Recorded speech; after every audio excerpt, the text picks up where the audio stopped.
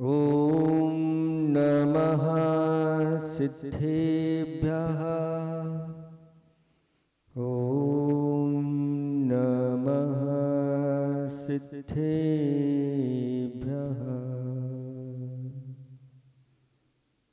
जितेन्द्रिय जित मदोभने जित भव विजित कषाय।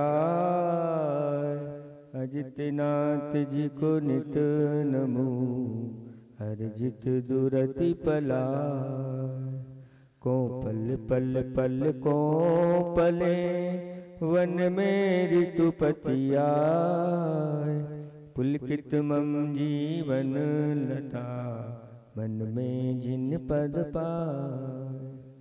देवादिदेव 1008 पंधा जी के अतिशयकारी अजितनाथ भगवान की परम पूज्य स्वाट आचार्य प्रवर गुरुवर श्री विद्यासागर जी महाराज की 3 कम 9 करोड़ मुनिराजों की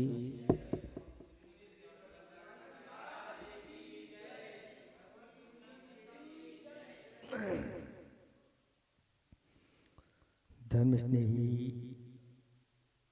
पापात्माओं,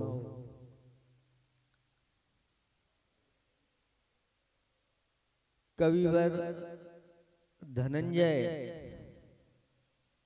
उन्होंने विशापहार स्तोत्र की रचना की। उसमें भगवान की स्तुति करते हुए उन्होंने कहा, कर्मस्थितिम जंतुरनेक भूमिम नयत्तुमं सच परस्परस्स। तुम नेत्री भावम हि तयोर भवाब्दौ जिनेन्द्र नवनावि कयोरिवाख्या। हे भगवान, कर्मों की स्थिति को यह संसारी प्राणी अनेक स्थानों पर ले जाता है और वह कर्म इस संसारी प्राणी को अनेक स्थानों पर ले जाता है। उदाहरण दिया कि जैसे नाविक होता है और नौका होती है। नाव को कौन ले जाता है? नाविक ले जाता है। और नाविक को कौन ले जाती है? नाव को ले जाती है। आप गाड़ी को लाते हैं कि गाड़ी आपको लाती है? गाड़ी आप लाते हैं, गाड़ी आपको नहीं लाती। दोनों एक दूसरे के परस्पर पूरक हैं। ऐसे ही संसार में संसारी प्राणियों की दशा है। संसारी प्राणी जैसे कर्म करता है वह कर्म के अनुसार उसको वहां पर जाना है। कर्म जीव को ले जाता है और जीव कर्म को ले जाता है। जैसा कर्म करता है उसके अनुसार फल भी उसको प्राप्त होता है। यहां से अपने साथ में क्या जाने वाला है? कहते ना, सोचो साथ क्या जाएगा। खाल मिली थी यही मिट्टी में मिली, खाली जाता हूं। क्या मिली है आपको? खाल। खाल माने ये शरीर। खाल का ख्याल आप लोग बहुत रखते हैं। खाल का ख्याल आप लोग बहुत रखते हैं, लेकिन वह खाल अपने साथ में जाएगी कि नहीं जाएगी? साथ में क्या जाएगा ये सोचो। एक कथा आती है कंजूस सेठ की। आचार्य भगवंतों ने कहा कि सोचनीय, दयनीय, निंदनीय क्या है? तो उत्तर आया कार्पण्यम, यानी कंजूसपना सबसे ज्यादा निंदनीय माना गया है। वह सेठ जी कभी कुछ खर्च करने के नाम पर तैयार नहीं होते, जोड़ना ही जोड़ना उनको। और यहाँ तक कि बीमार पड़ गए, सब कुछ जोड़ते जोड़ते इकट्ठा करते बीमार पड़ गए, पत्नी ने डॉक्टर के लिए बुलाने के लिए कहा तो सबसे पहले पूछते हैं कि कितना लेगा।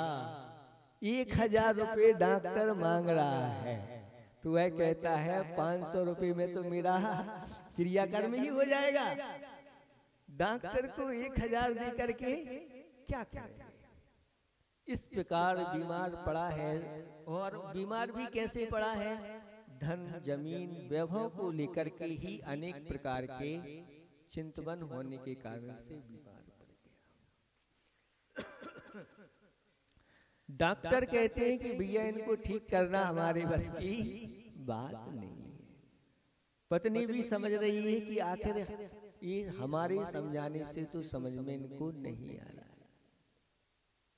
सेठ जी के एक मित्र थे, और वह मित्र का एक लड़का था, वो तो चले गए, वो दर्जी थे, वो तो चले गए। उनका जो लड़का था, उस लड़के को बुलवाया और कहा कि इनको कुछ समझाओ, ये सब इसी में लगे रहते हैं, ये अपना कल्याण कब कैसे करेंगे। तो वह लड़का सेठ जी के पास गया और कहा कि रात्रि में मुझे एक स्वप्न आया है, और स्वप्न में जो स्वर्गस्थ हमारे पिताजी हैं, उन्होंने मुझे सपना दिया है। उन्होंने कहा है कि मैं यहाँ स्वर्ग में, मुझे काम मिला है इंद्र के वस्त्र बनाने का। किसके वस्त्र?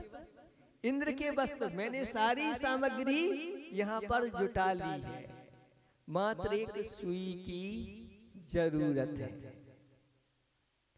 और वह सुई बेटा तुम कोई यहाँ ऊपर आ रहा हो तो उसके द्वारा भेज दो। उसने सुना दिया और कहा सेठ जी हमने सुना है, डॉक्टर ने कहा है ये कभी भी ऊपर जा सकते हैं।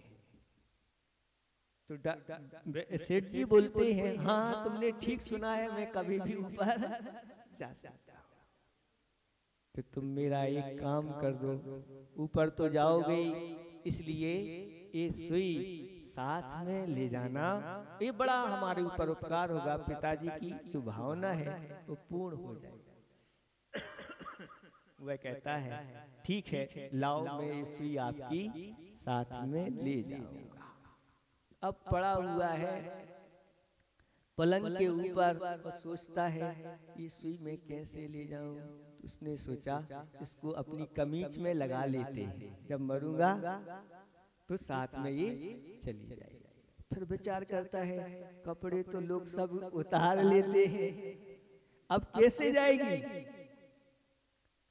तो उसने सोचा कि क्यों ना अपने शरीर के अंदर इसको रख लिया जाए, तो चली जाएगी। और जैसे तैसे करके पैर में जहाँ थोड़ा मोटा स्थान होता है वहां उसने थोड़ी सी इसको फंसा ली। और फिर विचार करने लगा कि शरीर भी तो सब यही जल जाएगा, सोचो साथ में क्या जाएगा, अब मैं इसको कैसे ले जाऊंगा। इस प्रकार से पूरी रात्रि व्यतीत हो गई। सुबह से वह लड़का आ गया और कहता है क्यों सेठ जी, मेरी सुई ले जाने का प्रबंध तो आपने अच्छी तरह से कर लिया। तो सेठ जी कहते हैं तुमने हमारी आंखें खोल दी, मैं इसको कैसे, कोई यहाँ से एक दमड़ी भी ले नहीं जा सकता। तो वह कहता है जब मेरी एक सुई नहीं जा सकती है तो फिर ये आप दुनिया की जो जोड़ जोड़ करके और चिंता में डूबे हुए हो, ये क्या तुम्हारे साथ में जाने वाला है। उसकी समझ में आ गया। और अब कहता है कि मैंने अभी तक जो नहीं किया अब मुझे वो करना है।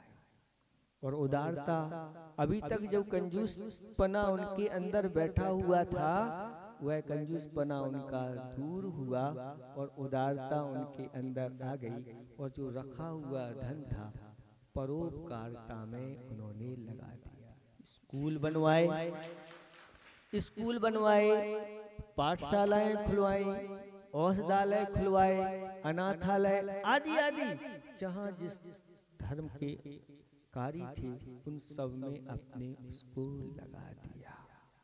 आचार्य ने एक दोहा लिखा है कि बड़े बड़े ना पाप हो, बड़े बड़े ना पाप हो, बड़ी बड़ी ना भूल, चमड़ी दमड़ी के लिए पगड़ी पर क्यों धूल। इस मनुष्य जीवन पाकर के कहीं ऐसा ना हो जाए कि मेरे द्वारा बड़े बड़े पाप संचय हो जाए और बड़ी बड़ी भूलें हो जाएं। किसके लिए? चमड़ी दमड़ी के लिए। दो के लिए तो होता ही है। चमड़ी माने शरीर और दमड़ी माने धन। शरीर और धन के लिए यह संसारी प्राणी बड़े बड़े पाप संचय करता है और बड़ी बड़ी भूलें कर देता है। ऐसी भूल फिर वह अंत में जाके पछताने के अलावा और कुछ हाथ में नहीं लगता। इसलिए पगड़ी की शान तो यही है कि उसमें किसी प्रकार की धूल, किसकी धूल? किसी प्रकार के कलंक की धूल नहीं लगना चाहिए। तो ये जीवन, मनुष्य जीवन सार्थक है। यहाँ से व्यक्ति जाता है तो कर्मों को साथ लेके जाता है और कोई भी चीज साथ में नहीं जाती।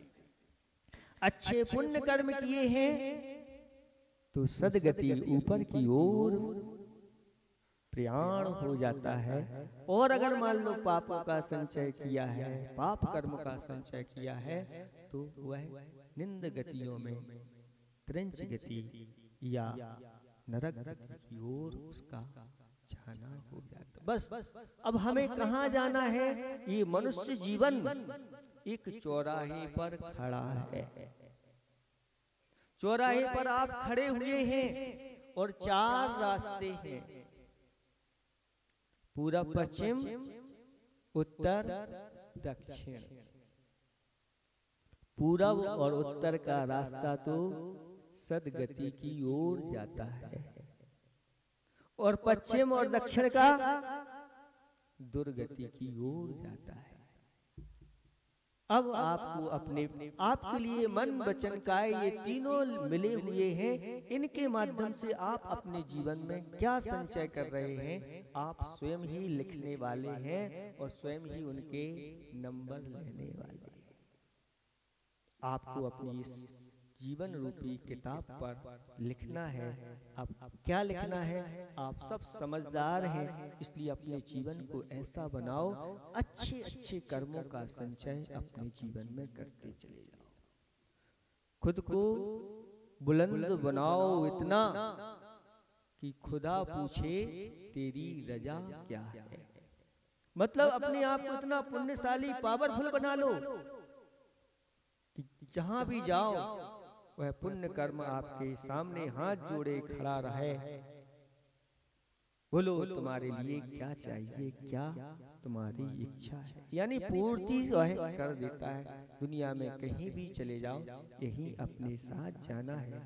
ये जीव और कर्मों का संबंध नाव और नाविक की तरह कहा गया है। इसलिए आप लोग अच्छे सत्कर्म करके अच्छे कर्म को लेकर के ही यहाँ से जाएं और एक दिन भावना ऐसी बने कि सारे कर्म यहीं छोड़ करके सिद्ध बन जाएं। अहिंसा परमो धर्म की जिन वाणी के ज्ञानते सूझे लोकालोक, सो वाणी मस्तक धरूं सदा दे तो। हे जिन वाणी भारती माँ तोय जपू दिन, जो तेरी शरणागत है सो पावे सुख से। देव भजो अरिहंत को गुरु सेवा निर्ग्रंथ, दया धर्म पालो सदा, यही मोक्ष का पंथ।